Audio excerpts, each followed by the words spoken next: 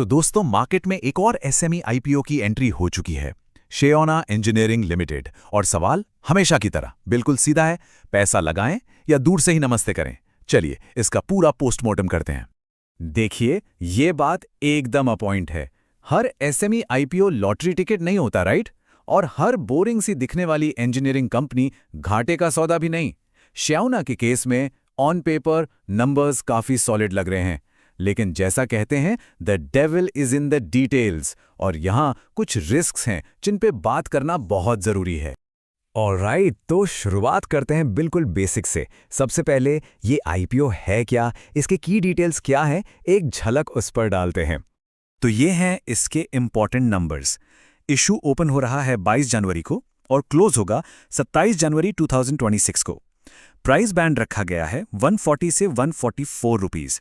अब क्योंकि एक एसएमई आईपीओ है, लॉट साइज थोड़ा बड़ा है, 1000 शेयर्स का। इसका मतलब मिनिमम इन्वेस्टमेंट बैठेगा लगभग 1,44,000 के आसपास, और इशू साइज काफी छोटा है, अराउंड 15 करोड़ का। और जैसा मैंने मेंशन किया, ये एक एसएमई आईपीओ है। इसका सीधा साधा मतलब क्या है?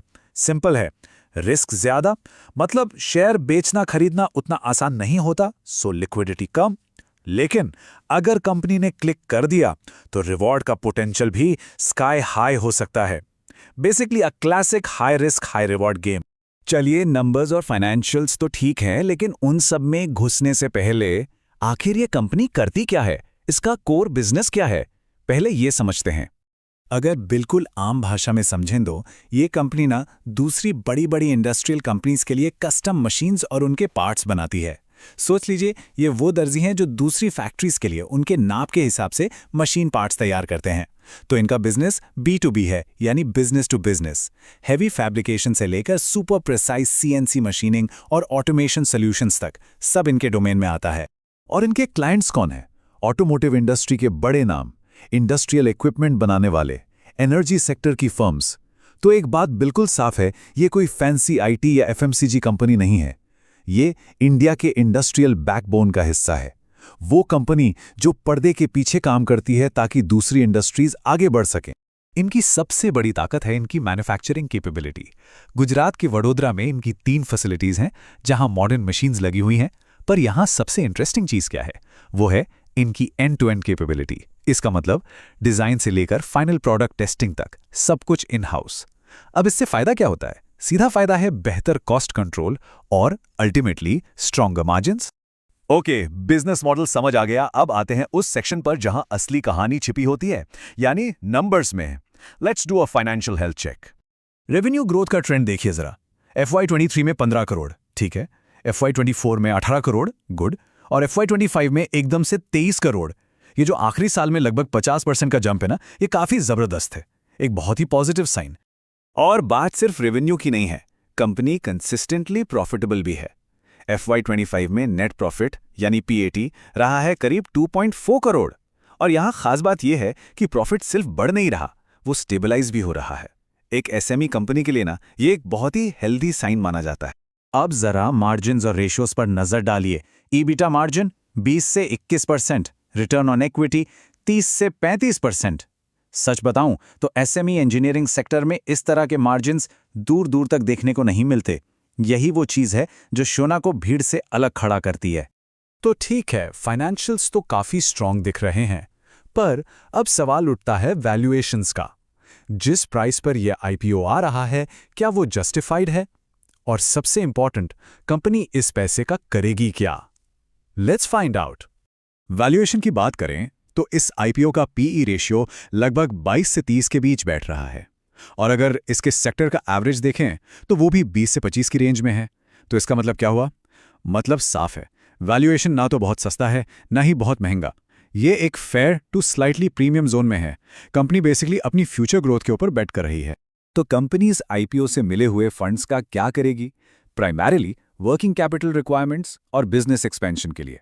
और यहां पर एक बहुत इंपॉर्टेंट चीज नोट करने वाली है, ये पैसा किसी पुराने लोन को चुकाने के लिए नहीं है, बल्कि कंपनी से फ्यूचर ग्रोथ में इन्वेस्ट कर रही है। मेरे हिसाब से ये एक बहुत बड़ा ग्रीन फ्लैग है। तो अब तक हमने काफी सारी अच्छी बातें देखी, लेकिन हर सिक्के के 2 पहलू होते हैं। एक कंप्लीट पिक्चर के लिए जरूरी है कि हम इसके स्ट्रेंथ्स और रिस्क्स दोनों को तराजू के दोनों पलड़ों पर रखकर देखें। तो स्ट्रेंथ्स की लिस्ट में क्या क्या है? सबसे पहले कंसिस्टेंट रेवेन्यू और प्रॉफिट ग्रोथ, फिर जबरदस्त ऑपरेटिंग मार्जिन्स, तीसरा इनका इंटीग्रेटेड मैन्युफैक्चरिंग सेटअप। इसके अलावा मेक इन इंडिया जैसे इनिशिएटिव्स से पूरे सेक्टर को जो सपोर्ट मिल रहा है वो भी एक टेलविंड है। और हाँ, एक्सपीरियंस प्रमोटर्स जिन्हें इस फील्ड में 20 साल से ज्यादा का एक्सपीरियंस है।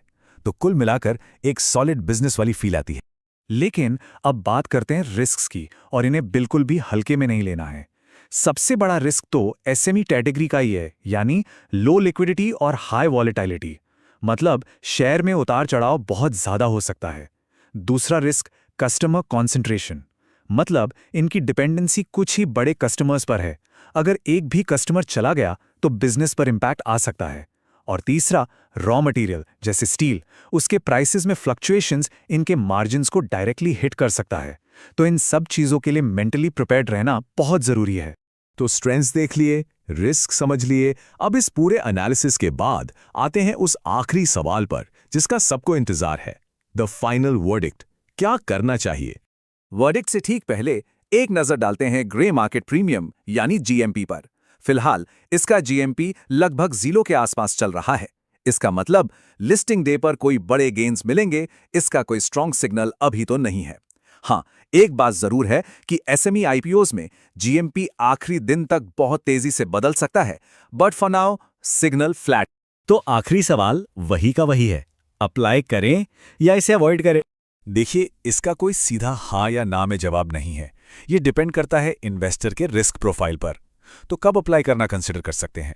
अगर रिस्क लेने की क्षमता ज्यादा है, एसएमई स्पेस का थोड़ा बहुत एक्सपीरियंस है और कम से कम 2-3 साल का व्यू रख सकते हैं, तो इस पर गौर किया जा सकता है। और अवॉइड कब करना चाहिए? अगर सिर्फ और सिर्फ लिस्टिंग गेन्स के लिए अप्लाई कर रहे हैं, कैपिटल बहुत लिमिटेड है या मार्केट की वॉलेटिलिटी से घबराहट होती है, तो इससे दूर रहना ही बेहतर होगा। तो बॉटम लाइन क्या है? सिंपल है, ये आईपीओ कोई लॉटरी टिकट नहीं है, ये कोई गैम्बल नहीं है। लेकिन हाँ, ये एक हाई रिस्क इन्वेस्टमेंट जरूर है, इसमें कोई डाउट नहीं। और जाते जाते एक बड़ा सवाल आप सबके लिए छोड़कर जा रहा हूं। मेक इन इंडिया के इस दौर में क्या श्योना जैसी इंडस्ट्रियल बैकबोन कंपनीज ही इंडिया की अगली ग्रोथ स्टोरी लिखेंगी, या फिर एसएमई मार्केट के जो अपने रिस्क हैं वो इनके पोटेंशियल पर हमेशा भारी पड़ेंगे? इस पर जरूर सोचिएगा। और आखिर में एक ज़रूरी डिस्क्लेमर, ये पूरा एनालिसिस सिर्फ एजुकेशनल और इन्फॉर्मेशनल पर्पसेस के लिए है। कोई भी इन्वेस्टमेंट डिसीजन लेने से पहले अपने फाइनेंशियल एडवाइजर से सलाह ज़रूर लें।